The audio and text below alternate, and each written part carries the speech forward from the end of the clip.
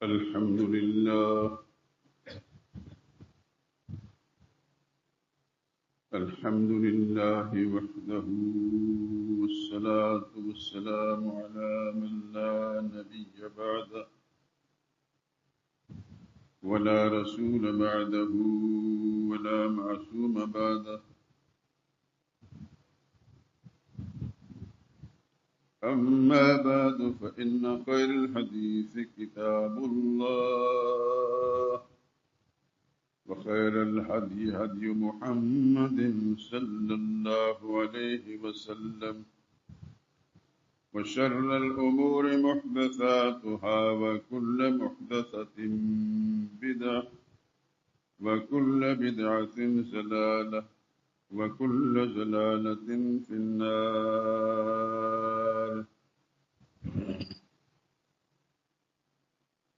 أعوذ بالله من الشيطان الرجيم. بسم الله الرحمن الرحيم.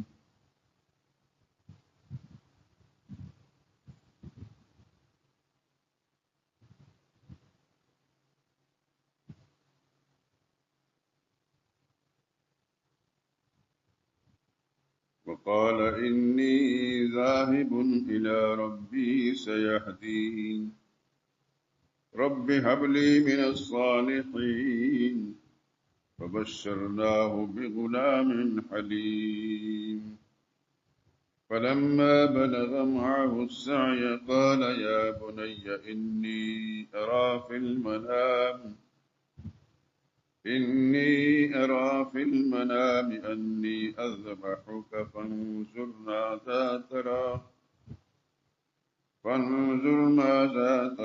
قال يا أبت افعل ما تؤمر، ستجدني إن شاء الله من الصابرين.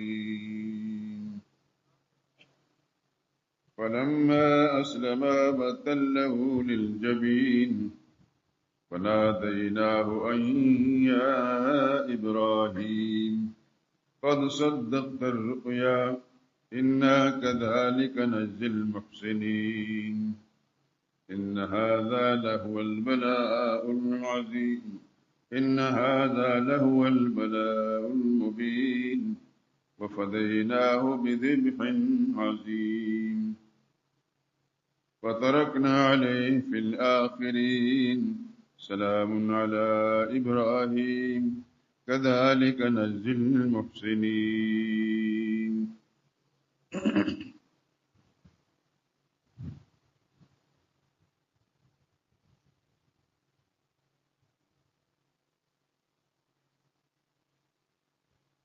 ابراہیم علیہ السلام کہنے لگے میں اپنے پروردگار کی طرف جانے والا ہوں، وہ مجھے راستہ دکھائے گا۔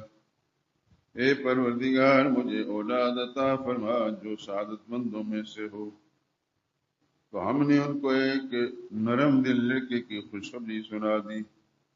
جب ان کے ساتھ دوڑنے کی عمر کو پہنچا تو ابراہیم نے کہا بیٹا میں خواب میں دیکھتا ہوں کہ گویا تم کو ذبح کر رہا ہوں، تو تم سوچو کہ تمہارا کیا خیال ہے؟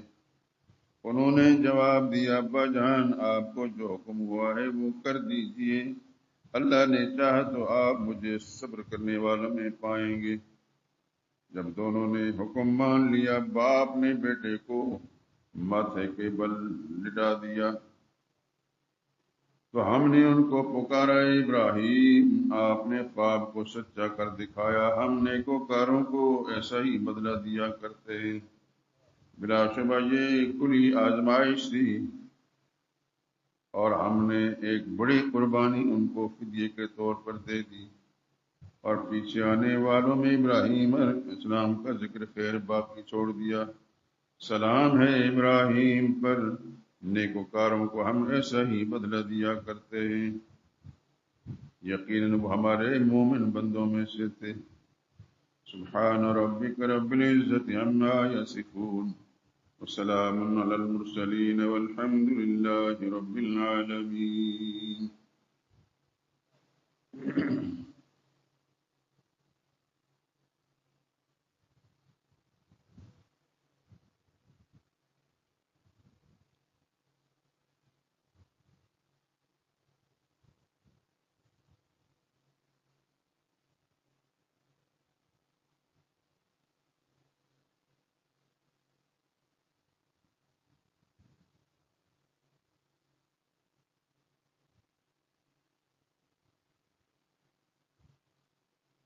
وعن زيد بن أرقم رضي الله تعالى عنه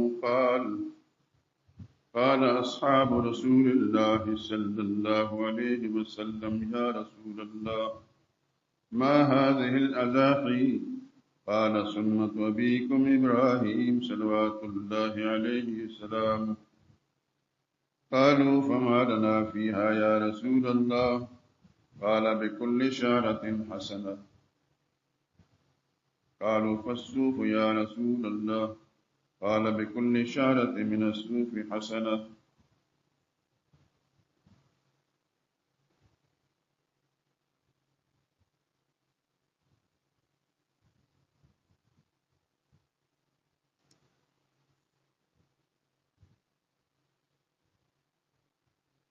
وعن أبي هريرة رضي الله تعالى عنه قال رسول الله صلى الله عليه وسلم من وجد سعة لأن يضحي فلم يضحي فلا يهجر مصلانا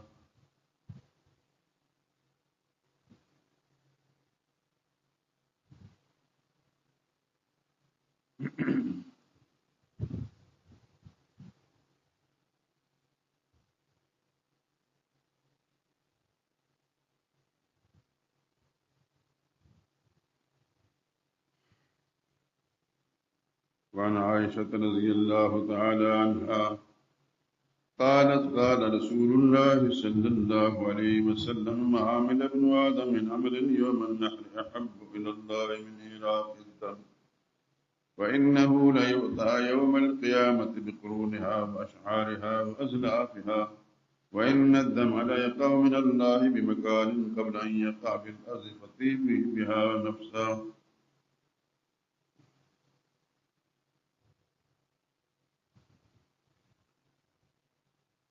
وعن أبي هريرة رضي الله تعالى عنه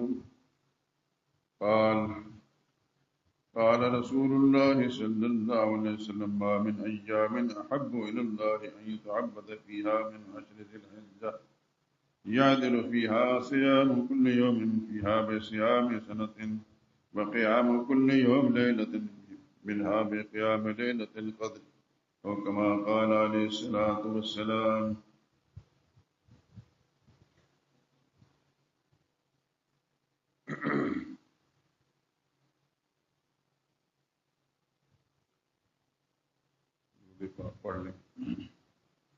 اللهم صل على محمد وعلى آل محمد كما صليت على إبراهيم وعلى آل إبراهيم إنك حميد مجيد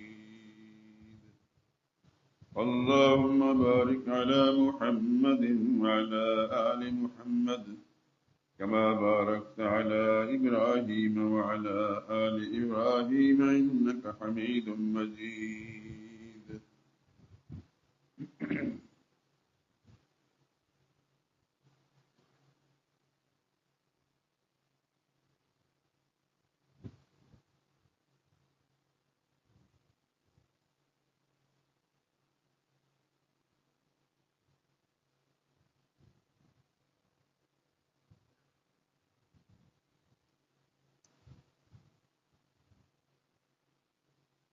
چل رہا ہے جس کی قدرت سے نظام میں دو جہاں ذات ہے اس کی ذات ہے لارب اس کی با کمال و با صفا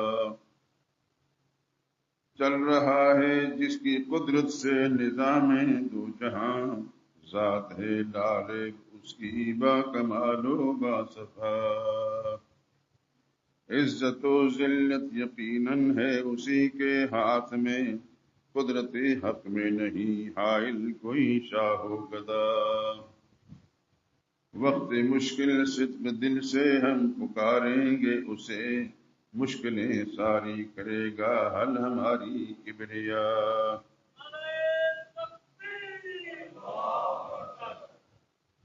دور رہ کر شرک سے پائیں گے ہم راہ نجات روز محشر بالیقین ہو جائے گا فضل خدا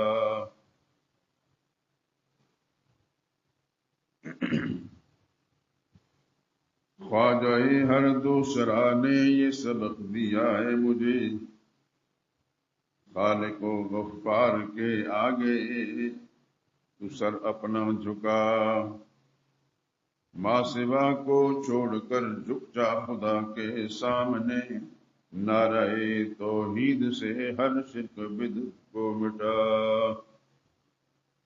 حاجتیں ہو جائیں گی پوری تیری لا ریب سب، مانگ تو اپنے خدا سے ہے وہی حاجت روا،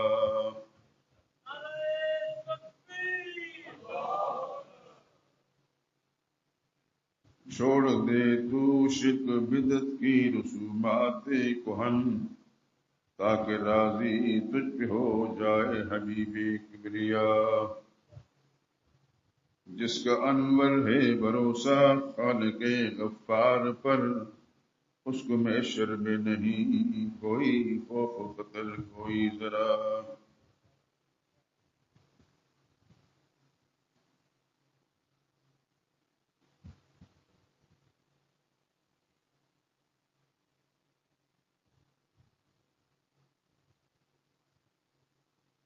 بزرگان محترم، برادران عزیز،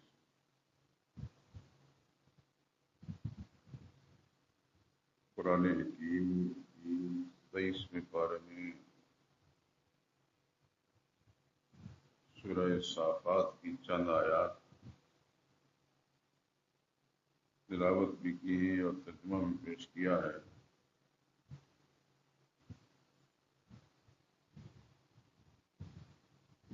اور اس کے بعد کچھ احادیث مبارکہ سرور کائنات صلی اللہ علیہ وسلم کی زبان مبارک سے نکلے ہوئے مبارک کلمات جو صحابہ کرام رضوان اللہ علیہم اجمعین نے ہمارے سامنے پیش کیے وہ بھی بیان کیے۔ اتنا آپ جانتے ہیں کہ ان دنوں کے اندر مساجد کے اندر جو مضامین بیان ہوتے ہیں خصوصاً ہماری مسجد میں، وہ واضح ہے وہ دین کا اساسی اور بنیادی مسئلہ اور اس سے متعلق دیگر مسائل،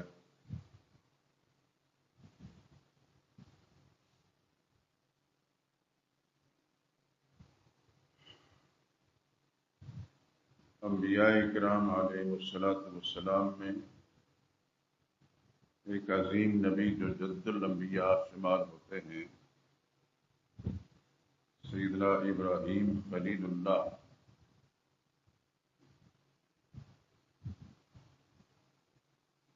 ان کے حوالے سے چند آیات تلاوت کی ہیں۔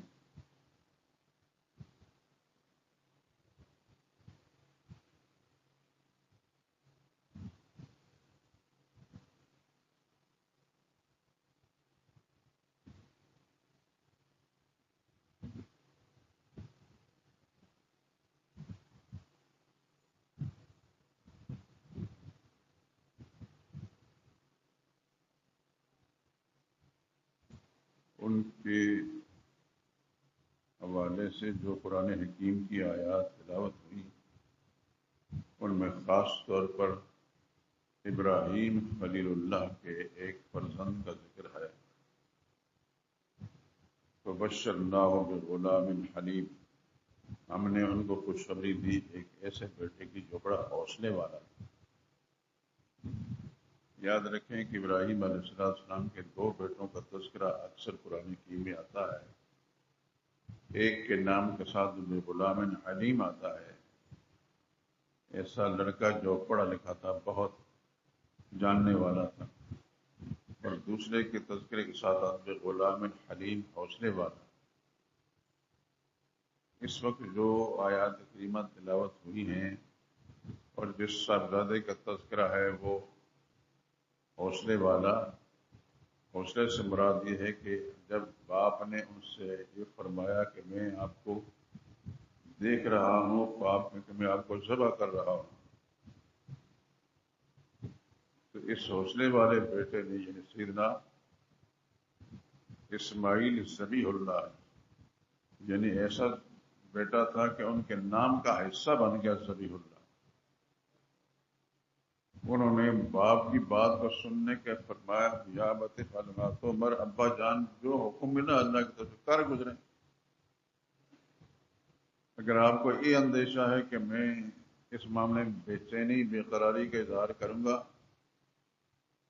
تو فرمان لگے ستجدنی انشاءاللہ من الصابرین، اللہ نے چاہا تو مجھے صبر کرنے والوں کو نہیں۔ اللہ اکبر، کیا عظیم پیغمبر تھے، کیا عظیم پیغمبر تھے، کیا عظیم بیٹے تھے۔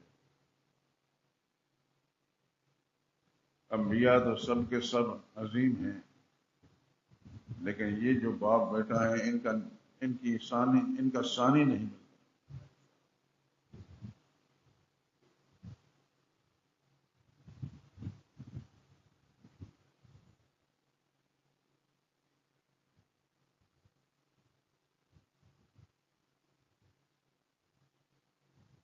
چنانچہ قرآن کریم کہتا ہے فلما اسلما، باپ بیٹا گفتگو کرنے کے بعد تیار ہو گئے اللہ کا حکم کو پورا کرنے کے لیے، تو قرآن کہتا ہے وَتَلَّهُ لِلْجَبِينِ، باپ نے اپنے بیٹے کو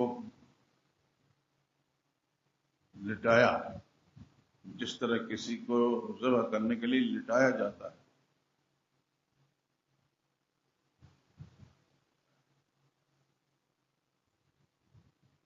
اللہ اکبر،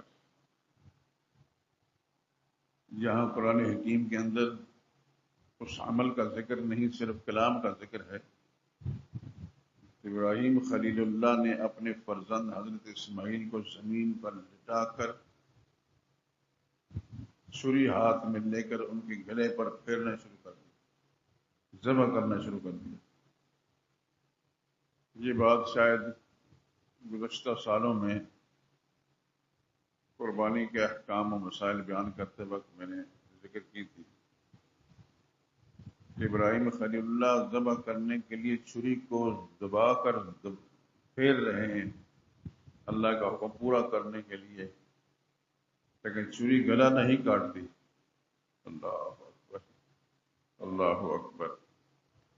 تو ابراہیم خلیل اللہ زور سے چھری کو چلا رہے ہیں، اور جب گلا نہیں کٹتا تو چھری کو مخاطب کر کے فرماتے ہیں کمبخت گلا کاٹتی کہ نہیں، اللہ کے حکم کی تعمیل میں دیر ہو رہی ہے۔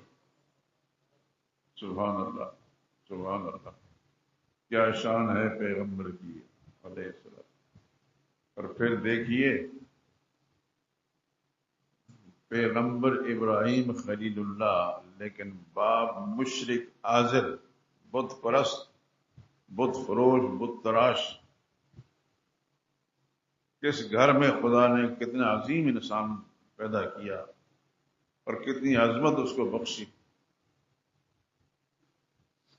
چھری کو مخاطب کر فرماتے ہیں کاٹتی کیوں نہیں؟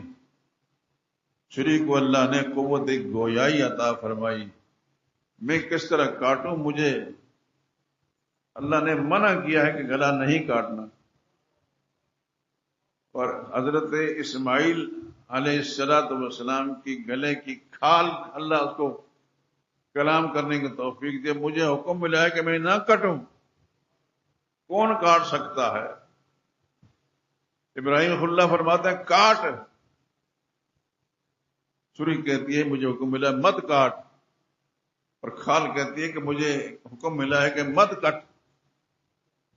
اللہ اکبر، اللہ فرماتے ہیں فلما اسلما وتلہ للجبین، باپ بیٹا منقاد ہو کر، فرما بردار ہو کر بیٹے کو زمین پر لٹایا اور ذبح کرنے کی کوشش کی۔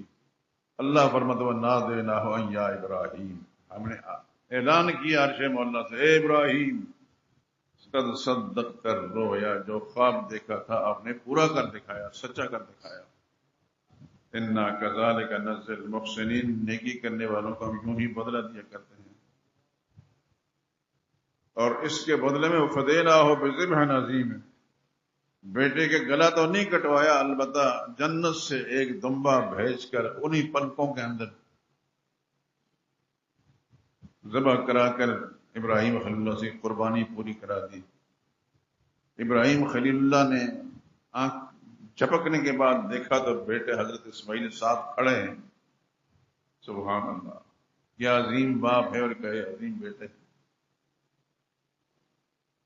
اللہ اکبر.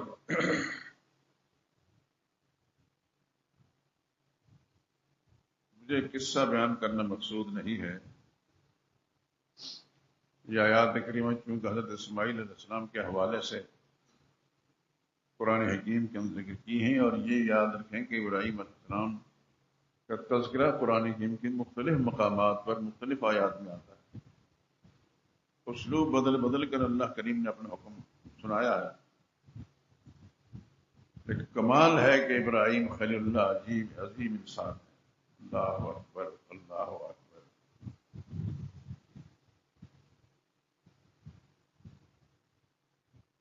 آپ پوری دنیا میں جہاں کہیں بھی کچھ آثار دیکھیں گے تو ان باپ بیٹوں کو دیکھیں گے.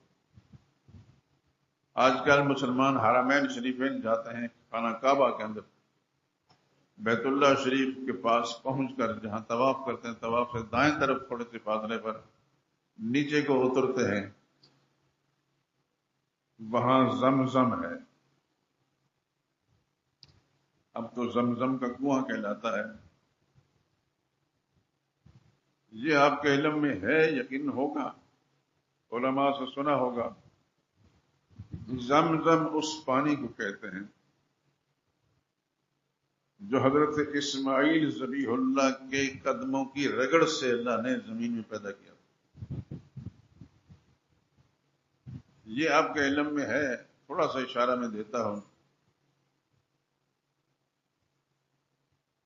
حضرت ابراہیم علیہ السلام اپنے اس معصوم فرزند حضرت اسماعیل السلام کو اور ان کی والدہ اماں ہاجرہ، اصل نام تو حاجر ہے لیکن ہاجرہ مشہور ہیں، ان کو لے کر اللہ کے حکم سے ملک شام سے پیدل چل کر، کتنے چلے ہوں گے، کتنا سفر کیا ہوگا، میں اور آپ اندازہ نہیں کر سکتے.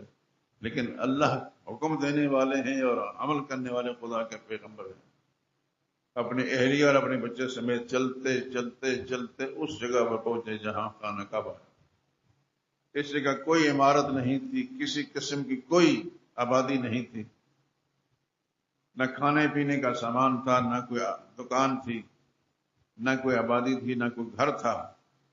اس جگہ پہنچنے کے بعد ابراہیم خلیل اللہ بغیر کوئی بات کیے ہوئے واپس پلٹ گئے جدھر سے آئے. اما ہاجرہ وہ بھی تھکی ہوئی تھیں، آ کر اپنے بیٹے کو زمین پر لٹا کر وہ دیکھ رہی ہیں. ظاہر بات ہے کہ بھوک بھی لگی ہوگی. اللہ اکبر، کیا گھرانہ تھا یہ، کتنی تھکاوٹ ہوئی ہوگی، کتنا کھانے پینے کی طلب ہوئی ہوگی. اللہ کے پیغمبر ان کو چھوڑ کر واپس مڑ گئے اور کوئی بات نہیں کی. واپس جا رہے ہیں اور تھوڑے سے فاصلے پہ جب گئے، مڑ کر نہیں دیکھ رہے. اما ہاجرہ نے آواز دی، میرے آقا کدھر جا رہے ہیں ہمیں یہاں چھوڑ کر؟ کوئی جواب نہیں دی. سمجھتی تھی یہ خدا کے پیغمبر ہیں، کوئی کام بھی اللہ کی مرضی کے بغیر نہیں کرتے. چنانچہ پھر کہنے لگے، کیا یہاں ہمیں چھوڑ کر واپس جانے کا اللہ نے آپ کو حکم دیا ہے؟ تو ابراہیم خلیل اللہ نے سر ہلا دیا. سبحان اللہ سبحان اللہ. قربان جائیں اس گھرانے پر، قربان جائیں ابراہیم خلیل اللہ پر، اس فیملی پر. لیکن اما ہاجرہ یہ سننے کے بعد یہ فرماتے، اذا لا یضیعنا، اگر ایسا اللہ نے حکم دیا ہے تو پھر ہمارے ایمان ہے کہ خدا ہمیں ضائع نہیں کریں گے، ہمیں برباد نہیں کریں گے، ہمارے حفاظت کا خدا کوئی سامان کریں گے. ابراہیم خلیل اللہ تو واپس چلے گئے.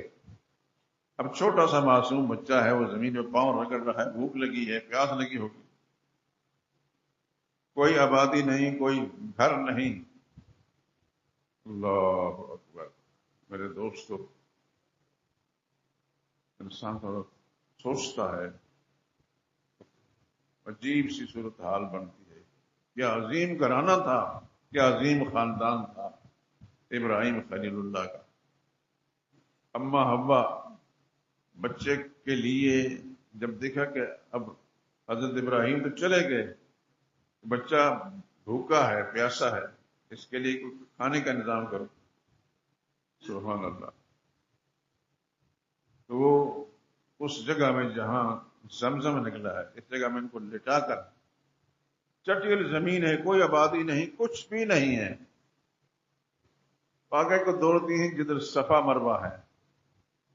یہ وہ ادا ہے حضرت اما حاضرہ کی جو اللہ تعالیٰ کو پسند آئی، تو پھر قیامت تک کے لیے ہر مسلمان پر لازم کر دیا کہ تم نے یہاں آنا ہے تو یوں چلنا ہے۔ وہ آگے کو جاتی ہیں، پھر پلٹ کر آتی ہیں کہ میرے بیٹے کو نقصان نہ ہو جائے، پھر جاتی ہیں،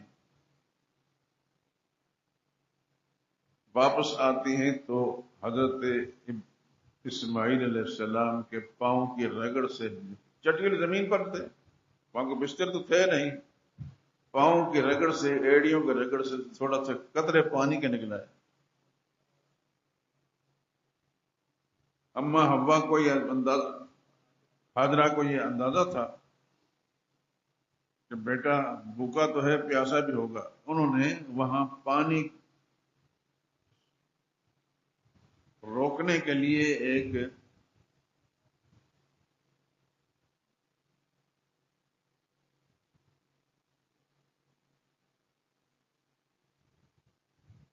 پانی کو محفوظ رکھنے کے لیے مٹی آگے لگا دی کہ یہ پانی بچے تو کم از کم اس بچے کو، کیونکہ ویسے اگر یہ نکل کر ضائع ہو گیا تو پھر کچھ نہیں ملے گا۔ اللہ اکبر، یہ اللہ ہی جانتے ہیں، اللہ ہی جانتے ہیں کہ اللہ کے ہر کام میں حکمت ہوتی ہے۔ وہ پانی اکٹھا ہونا شروع کیا، اما حاجرہ نے خود بھی پیا، بچے کو بھی پلایا۔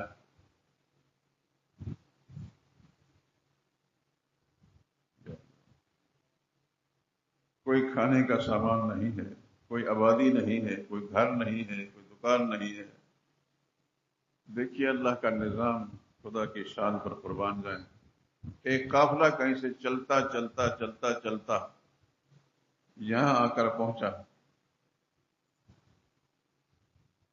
تو تھوڑا سا انہوں نے ریسٹ کرنے کی کوشش کی، انہوں نے وہ دیکھا کہ تھوڑا سا پانی ہے تو پانی پیا۔ یہ وہی قافلہ ہے جو بعد میں اس جگہ آباد ہو کر یہ مکہ شہر آباد ہوا، اور اسی قافلے میں حضرت اسماعیل علیہ السلام کا نکاح بھی ہوا۔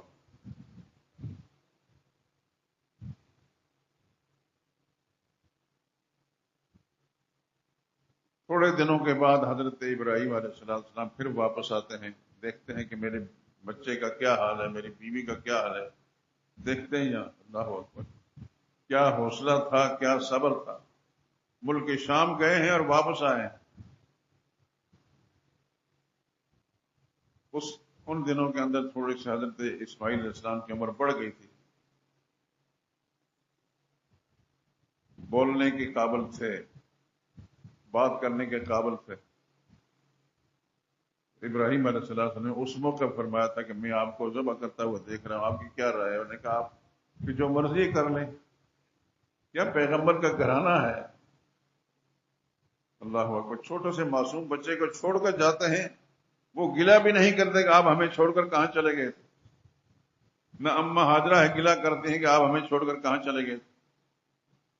اور جب بچے بڑے ہو گئے تو ابراہیم علیہ السلام نے اپنا خواب سنایا، تو آگے سے یا ابت افعل ما تؤمر، ابا جان جو حکم آپ کو ملتا ہے کر گزریے۔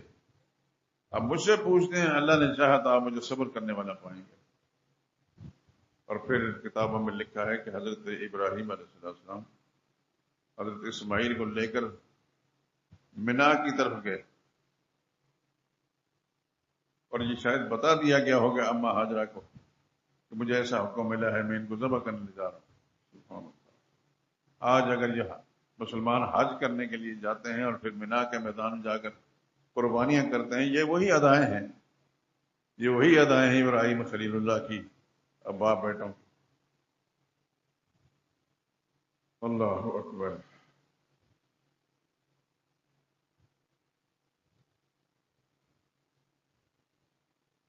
ذبح تو نہیں ہوئے حضرت اسماعیل، البتہ کچھ عرصے کے بعد یا کچھ آبادی ہونے لگی، اللہ نے اپنے پیغمبروں کو حکم دے دیا کہ اس سے گھر بنائے.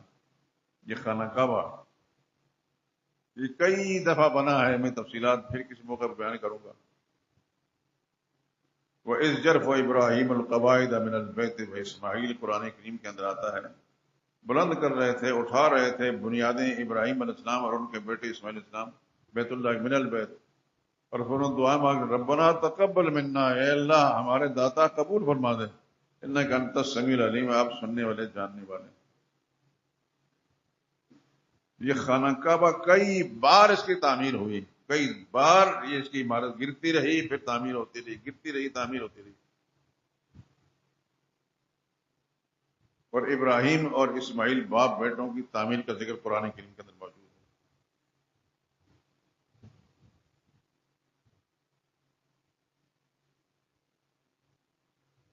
اور ابراہیم علیہ السلام جو دعا کرتے ربنا تقبل منا انک انت السمیع، یا اللہ ہمارے سامنے قبول فرما، سننے جاننے والا تو ہی. اور ساتھ ابراہیم خلیل اللہ نے ایک دعا مانگی ربنا وابعث فیہم رسولا منہم، یا اللہ اس بستی اس شہر کے رہنے والوں کے لیے ایک رسول انہی میں سے بھیج، اور وہ رسول ہیں محمد مصطفیٰ صلی اللہ علیہ وسلم. ایک حدیث کے اندر آتا ہے نا دعوت الجدی ابراہیم، میں اپنے دادا ابراہیم کی دعاؤں کا نتیجہ ہوں.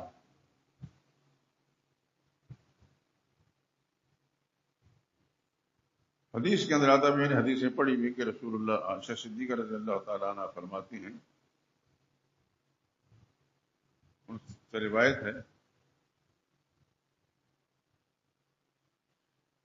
ما عمل ابن آدم من عمل یوم النحر، قربانی والے دن ایک مسلمان آدم کا بیٹا کوئی کام کرتا ہے جو اللہ کو زیادہ پسند ہو، سوائے خون بہانے کے، جانور ذبح کرنے کے، قربانی کرنے کے، کوئی عمل اللہ کو پسند نہیں.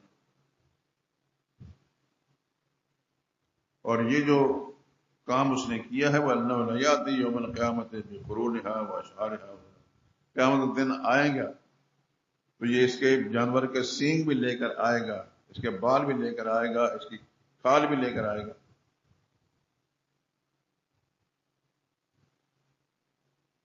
حضرت زید بن ارقم رضی اللہ تعالیٰ عنہ سے کہتے ہیں کہ رسول اللہ صلی اللہ علیہ وسلم پوچھا کہ یا رسول اللہ یہ قربانیاں کیا ہیں؟ فرمایا تمہارے باپ ابراہیم کی سنت ہے، ان کا طریقہ ہے. تو پوچھنے لگے ہمارے لیے اس میں کیا ہے؟ فرمایا ہر بال کے بدلے میں ایک نیکی ہے. اس بات کو سن لیں سارے دوست، ہر بال جو جانور کے بدن پر ہوتا ہے اس کے بدلے میں خدا قربانی کرنے والے کو نیکی دیتے ہیں. پوچھا گیا رسول اللہ بعض جانوروں کے بدن پر تو کروڑوں بال ہوتے ہیں، جیسے دمبے ہو گئے بیڑے. تو فرمان لگے اللہ کی قدرت کو اپنے پیمانوں سے مت ناپو، بکل اشارت من الصوف حسنا، بھیڑ بکریوں کے بدن پر جتنے بال ہیں ہر بال کے بدلے میں خدا نیکی دیتے ہیں.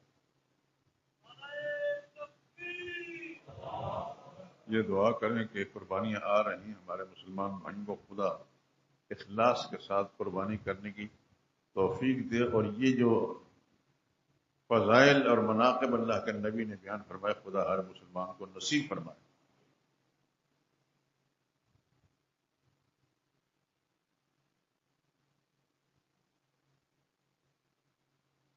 لیکن ایک حدیث یہ آتا ہے کہ حضور صلی اللہ علیہ وسلم نے ارشاد فرمایا کہ کسی مسلمان کو قربانی کرنے کی استطاعت ہے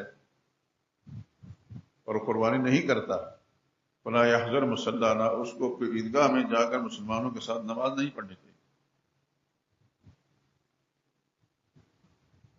یعنی اتنا بڑا خسارہ اس نے اپنے آپ کو پہنچا دیا، نقصان کر دیا.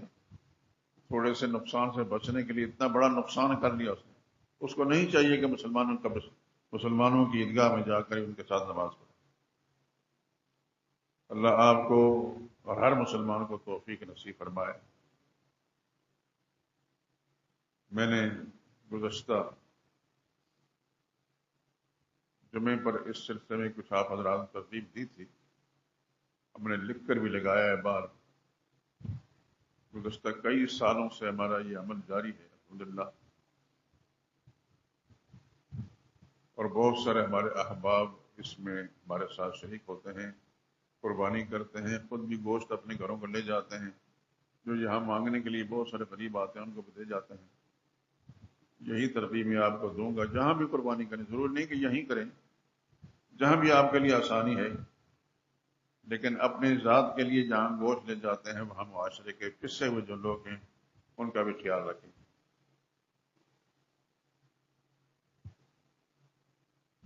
ہم نے اگرچہ لکھ کر لگا دیا کہ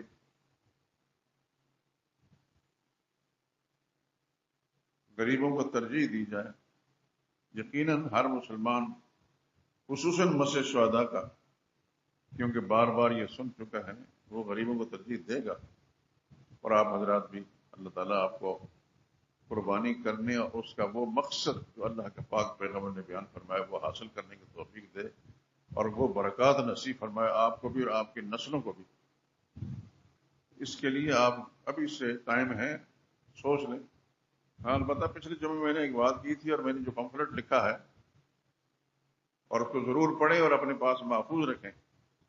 الحمدللہ اللہ کی مہربانی سے میں نے مختلف مسائل پر رسالے لکھے ہیں اور سب خدا کی رضا کے لیے تقسیم کیے ہیں۔ اس کو غور سے پڑھیں، اس کے اندر یہ لکھا ہے کہ اگر کوئی شخص عیالدار ہے، جس کے بہت سارے عیال ہیں، بیوی بچے ہیں، اور ضرورت مند ہے، وہ سارا گوشت گھر میں رکھ کر کھاتا ہے، قربانی اس نے اللہ کی رضا کے لیے کی ہے، لیکن گوشت اپنی مجبوری کے تحت گھر میں رکھ کر کھاتا ہے، بغیر شک اور شبہ کے اس کی قربانی درست ہے، قبول ہے اور ایسا کر سکتا ہے۔ لیکن جن لوگوں کو اللہ تعالیٰ نے وسائل دیے ہیں اور وہ سارا سال گوشت کھاتے رہتے ہیں ان وسائل کی بنیاد پر، وہ قربانی کے دنوں کے اندر ایک قربانی کرنے کا گوشت اگر غریبوں میں بانٹ دیں تو یہ بہت بڑی سعادت ہے۔ ہمارے ہاں قربانی کا عمل شروع ہونے کے تھوڑی دیر بعد سے شام تک مرد و زن بچے آتے رہتے ہیں، اور جو کچھ اللہ کی توفیق ہوتی ہے ہمارے احباب کو وہ تقسیم کرتے ہیں اور لے کے جاتے ہیں۔ آپ حضرات کو بھی ترغیب دے رہا ہوں، یہ حکم نہیں دے رہا کہ آپ اپنے گھر میں رکھ کر کھا سکتے ہیں تو آپ کے لیے گنجائش موجود ہے، لیکن نیت کا معاملہ خدا کو معلوم ہے، آپ کی نیت کیا ہے اور اللہ آپ کے اندر کے حالات کو جانتا ہے۔ تو معاشرے کے جو غریب لوگوں کا ضرور اس میں خیال کریں۔ غریبوں میں آپ کے رشتہ دار بھی ہو سکتے ہیں، والدار ہو سکتے ہیں، واقف کار ہو سکتے ہیں، ان کا ضرور خیال رکھیں۔ لیکن جیسا پہلے میں کہہ چکا ہوں کہ اگر آپ کی اپنی مجبوری ہے کہ آپ وہ گوشت سارے کا سارا گھر میں رکھنے کے لیے مجبور ہیں، آپ رکھ سکتے ہیں۔ نیت اللہ تعالیٰ کو آپ کی معلوم ہے، آپ سارا گوشت گھر میں رکھ کر کھا سکتے ہیں، لیکن نیت میں فطور نہیں آنا چاہیے۔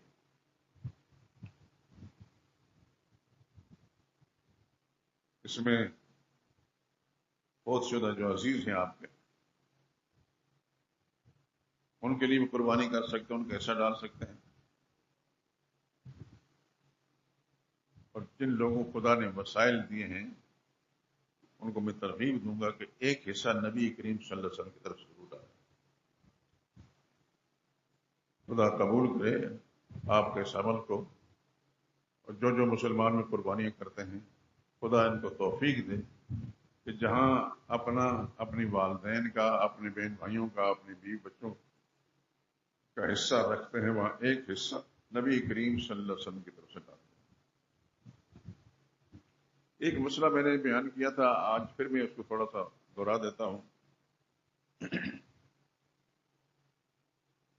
قربانی گھر کی طرف سے نہیں، فرد کی طرف سے ہوتی ہے۔ ایک گھر میں کئی افراد ہیں، میاں بیوی ہیں، ان کے بچے ہیں، بچے بالغ ہو چکے ہیں، بیٹیاں بالغ ہو چکی ہیں، چاہے وہ پڑھ رہے ہیں، تعلیم حاصل کر رہے ہیں یا نوکری کر رہے ہیں کہیں بھی، لیکن اگر ان کے اپنے ملکیت کے اندر اتنے پیسے ہیں، اتنے اثاثے ہیں کہ وہ قربانی ان پر واجب ہے، تو قربانی اپنی طرف سے ان کو کرنی پڑے گی۔ اس بات کو اچھی طرح ذہن نشین فرما لیں، اس کا اظہار کرنا میرے لیے ضروری ہے کہ آپ حضرات تک پہنچا دوں، اور یقیناً آپ اپنے احباب کو بھی بتائیں گے تو بہت سارے لوگ جو ہیں قربانی کر کے اللہ کے ہاں اجر پا لیں گے۔ لیکن کئی لوگوں کو ہم دیکھتے ہیں کہ ان کے اچھے خاصے صاحب حیثیت لوگ ہوتے ہیں، گھر کی طرف سے ایک جانور قربان ہوتا ہے، وہ کچھ بھی پتہ نہیں چلتا کسی طرف سے قربانی ہوگی۔ ایسا نہ کریں، قربانی کرنی ہے تو اللہ کو راضی کر کے کریں۔ اگر بیٹی مثال کے طور پر پڑھ رہی ہے لیکن اس کے پاس ایسے وسائل ہیں، آپ نے زیور بنا کر دیا اس کو، چوڑیاں ہیں، انگوٹھیاں ہیں، اس پر قربانی واجب ہے۔ لڑکا ہے، محنت مزدوری کرتا ہے لیکن اس کے پاس وسائل ہیں، اس پر قربانی واجب ہے۔ صرف ماں باپ پر نہیں، اولاد پر بھی ہے۔ اگر وہ نہیں کریں گے تو پھر آپ اندازہ کر سکتے ہیں۔ لیکن یہ مسئلہ ماں باپ کی ذمہ داری ہے کہ ان کو سمجھائیں۔ اس لیے میں بار بار کہتا ہوں، اس رسالے کے اندر لکھا ہے قربانی گھر پر نہیں فرد پر ہے۔ گھر کے جتنے افراد ہیں، میاں ہے، بیوی ہے، اس کا بیٹا ہے، بیٹی ہے، بہو ہے، اور لڑکیوں کے پاس اب تو خیر کافی سونا ہوتا ہے، اب تو سونا اتنا زیادہ مہنگا ہو چکا ہے۔ میں نے اس دن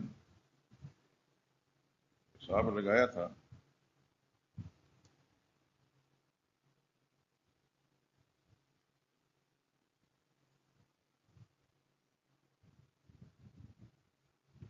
سونا اگر ہے 7.5 تولہ کسی کے پاس ہے، اس کی قیمت بنتی ہے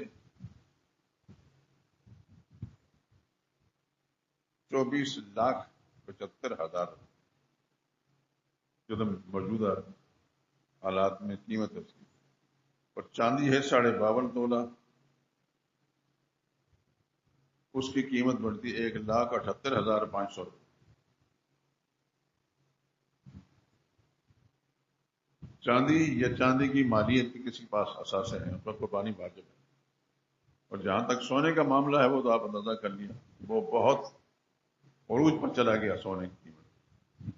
بہت سے خواتین ہیں، ان کے پاس سونا ہوتا ہے چوڑیوں کی شکل میں، انگوٹھیوں کی شکل میں، دیگر زیورات وغیرہ کی شکل میں۔ لوگ بچیوں کی شادیاں کرتے ہیں یا بیٹیاں بیاہ کر لاتے ہیں، ان کو سونا بھی دیتے ہیں، ماں باپ بھی دیتے ہیں، سسرال بھی دیتے ہیں۔ سب پر قربانی واجب ہوتی ہے، نہ کریں تو الگ معاملہ ہے کہ قربانی سب پر واجب ہوتی ہے۔ اس لیے ان کو یہ مسئلہ سمجھا دیں کہ اللہ تعالیٰ کی توفیق سے یہ سارا کچھ تمہیں حاصل ہے۔ تو پھر دیکھیے آج کل ایک حصہ ڈالنے کے لیے ایک بڑے جانور میں حصہ ڈالتے ہیں، مثال پر ہم نے اس کا حساب لگا کہ 30,000 روپے، جس کے پاس لاکھوں کی مالیت کا سونا موجود ہے، اگر 30,000 روپے سے خرچ کر کے اس نے اپنے جانور قربان کر دے، اس کو قربانی دے دی، تو کتنا آسانی کے ساتھ سارا معاملہ حل ہو گیا۔ لیکن سونا اگر کسی کے پاس ہے تو سونے کی بہت بڑی مالیت ہے۔ چاندی بھی بہت اونچے مقام پر چلی گئی ہے، چاندی کے برابر کسی کے پاس پیسے ہیں تب بھی۔ اس واسطے آپ حضرات سے گزارش ہے کہ قربانیاں آ رہی ہیں، قربانی کا وقت آ رہا ہے، اللہ آپ کو سلامت رکھے، اور اللہ تعالیٰ اپنی رحمتوں کے ساتھ آپ کو ہمت دے کہ آپ قربانی کر سکیں، اپنی بھی، اپنے بیوی بچوں کے لیے بھی، اپنے ماں باپ کے لیے جو دنیا سے چلے گئے ہیں، حتیٰ کہ میں نے عرض کیا کہ نبی کریم صلی اللہ علیہ وسلم کی طرف سے بھی ایک قربانی کر لیں، یہ بہت بڑی سعادت ہوگی، بہت بڑی خوش نصیبی ہے۔ لیکن قربانی کے لیے اگر کسی کے پاس وسائل ہیں اور وہ سستی کرتا ہے، یہ بڑی بد نصیبی ہوگی۔ ابھی میں نے حدیث سنائی ہے، من وجد ساعة لأن يضحي، جو گنجائش پاتا ہے کہ قربانی کر سکے، فلم یضحی، اور قربانی کی فلا یحضر مصلی، وہ اپنی عیدگاہ میں نہ جائے، وہ اس قابل نہیں ہے کہ عیدگاہ جا کر جو مسلمان عید کی نماز پڑھتے ہیں کے ساتھ نماز پڑھے۔ اللہ تعالیٰ کے واضح حکم جو اس نے نہیں پورا کیا۔ اس واسطے آپ حضرات مسئلہ کیونکہ سمجھ چکے ہیں، اور پمفلٹ اس سے پہلے بھی آپ تک پہنچ چکا ہے، اب بھی پہنچ جائے گا۔ ہاں جی، کدھر رسالہ کدھر ہے رکھے ہوئے ہیں، بعد سے لے لیں، اور اگر نہ ملیں تو ہمارے قاری صاحب جو ہیں ان سے رابطہ کر لیں۔ الحمدللہ العظیم اللہ کی توفیق سے میں نے یہ لکھے ہیں، اور گزشتہ کئی سالوں سے یہ تقسیم ہو رہے ہیں۔ آپ حضرات بھی اپنے احباب کو بھی دے سکتے ہیں، بلکہ پاکستان نہیں، پاکستان سے باہر بھی الحمدللہ اللہ کی مہربانی سے، برطانیہ میں چونکہ ہمارے چھوٹے بھائی اور عزیز رہتے ہیں، ان کے حوالے سے میں کافی اپنے یہ پمفلٹ اور یہ ساری چیزیں بھیجتا ہوں، اور برطانیہ سے آگے یورپ کے دوسرے ملکوں تک بھی آپ وہاں سے لوگوں کے ٹیلی فون بھی آتے ہیں۔ تو آپ حضرات اپنے احباب کو جو یہاں موجود ہیں، رشتہ دار ہیں، شہر کے اندر موجود ہیں یا شہر سے باہر ہیں، ان تک بات پہنچائیں۔ آپ کی اس ترغیب سے اگر ان کو یہ نیک عمل کرنے کی توفیق ہوگی تو وہ آپ کا بہت بڑا احسان ہوگا اس پر بھی، اور اپنے لیے اللہ تعالیٰ کی بڑی مہربانی سمیٹ لیں گے۔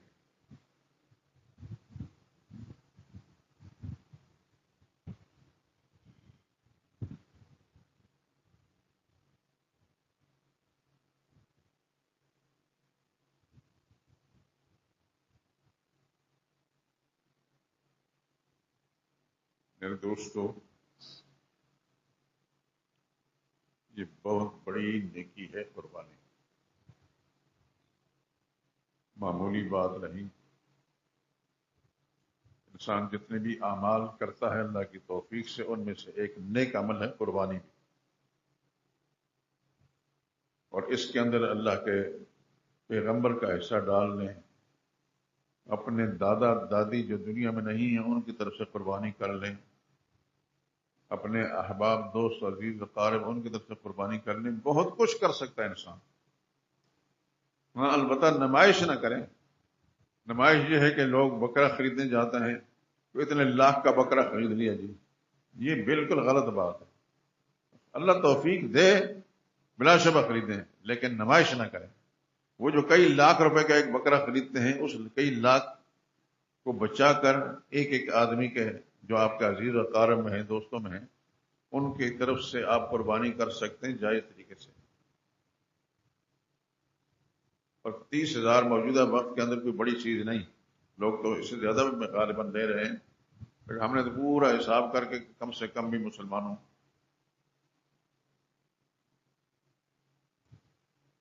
پر قربانی کرتے وقت کتنا کچھ ان کے حساب ہوتا ہے، تو 30,000 سے زیادہ نہیں پڑا۔ یہ ہمارے ساتھی جو ہیں یہ سارا حساب کتاب میں نے انہی کے کہنے پر لگوا دیا۔ آپ حضرات ضرور کریں، ضرور نہیں کہ یہاں مسجد شہداء میں آ کر قربانی کریں، جہاں جہاں آپ رہتے ہیں وہاں کریں، لیکن اللہ کی رضا کے لیے کریں، دکھاوے کے لیے نہیں، اللہ کی رضا کے لیے۔ اللہ قبول کرے آپ کے اس عمل کو، آپ کے رزق کو قبول فرمائے، لیکن یہ ہے کہ اللہ کی رضا کے لیے کریں۔ اس میں آپ کے اپنے عزیز جو دنیا سے چلے گئے ہیں ان کا حصہ بھی رکھ سکتے ہیں۔ کسی بچے کا فرق کرو، عقیقہ نہیں کیا، اس قربانی کے جانور کے اندر عقیقے کا حصہ بھی رکھ سکتے ہیں، عقیقے کا حصہ رکھ سکتے ہیں۔ اور ایک بات اور، قربانی کا گوشت ہر مسلمان کو دیا جا سکتا ہے، حتیٰ کہ غیر مسلم کو بھی۔ قربانی کا گوشت غیر مسلم کو بھی آپ دے سکتے ہیں، البتہ زکوٰۃ غیر مسلم کو نہیں دے سکتے، وہ صرف مسلمان کا حق ہے۔ خاص شرائط کے ساتھ زکوٰۃ واجب ہوتی ہے، اور خاص شرائط کے ساتھ مسلمان کو دی جا سکتی ہے، وہ غیر مسلم کو نہیں دی جا سکتی۔ البتہ قربانی کا گوشت غیر مسلموں کو بھی، آپ کے اڑوس پڑوس میں ہوں، کوئی بھی ہوں، آپ ان کو دے سکتے ہیں۔ اصل مقصد تو خدا کی رضا ہے۔ تو یہ کچھ باتیں میں نے آپ حضرات سے عرض کر دیں، اس کا فائدہ یہ ہوگا کہ آپ اپنے معلومات کے ذریعے سے دوسرے احباب جتنے بھی ہیں ان کی رہنمائی کر سکیں گے۔ لیکن جو مسئلہ دین کا سیکھا ہوا ہے وہ اگر دوسرے مسلمانوں کو پہنچا دیا جائے تو بہت بڑی بات ہوتی ہے، بہت بڑی بات ہوتی ہے۔ یہ خدا کی توفیق سے ہے، یہ مسائل جو بیان ہو رہے ہیں، ہمارا کوئی کمال نہیں۔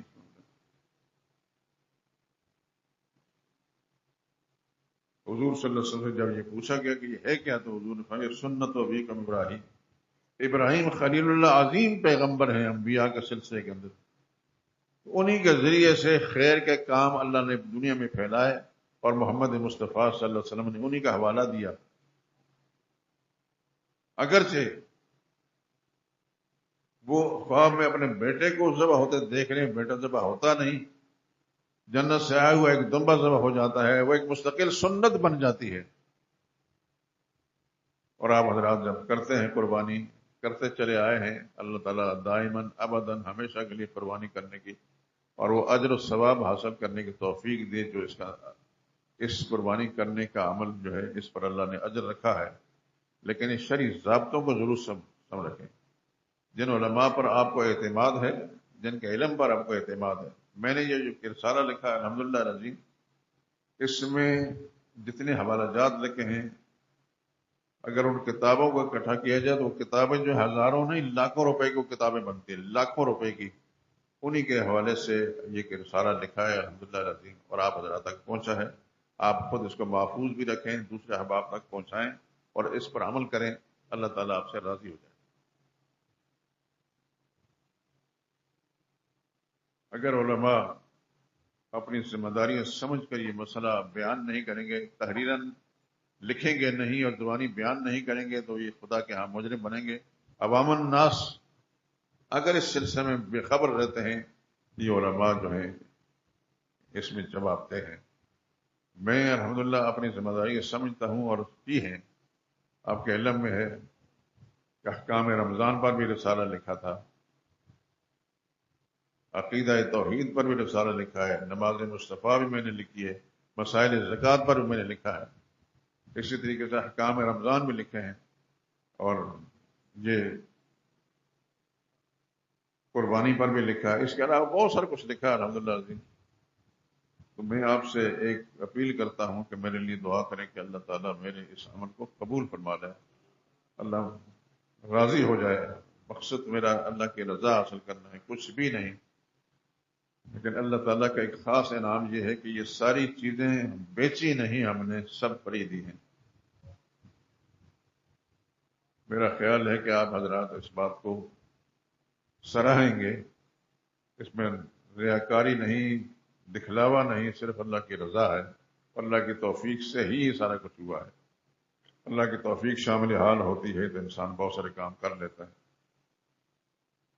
اس سلسلے میں، یہ قربانی کے سلسلے میں چونکہ میں نے بات آپ سے کرنی تھی، تو آپ حضرات نے بہت ساری باتیں سن لی ہیں، اور انشاءاللہ العزیز میں اللہ کی رحمت سے امید کرتا ہوں کہ آپ حضرات ضرور اس پر عمل کریں گے اور دوسروں کو ترغیب بھی دیں گے۔ وآخر دعوانا ان الحمدللہ رب العالمین۔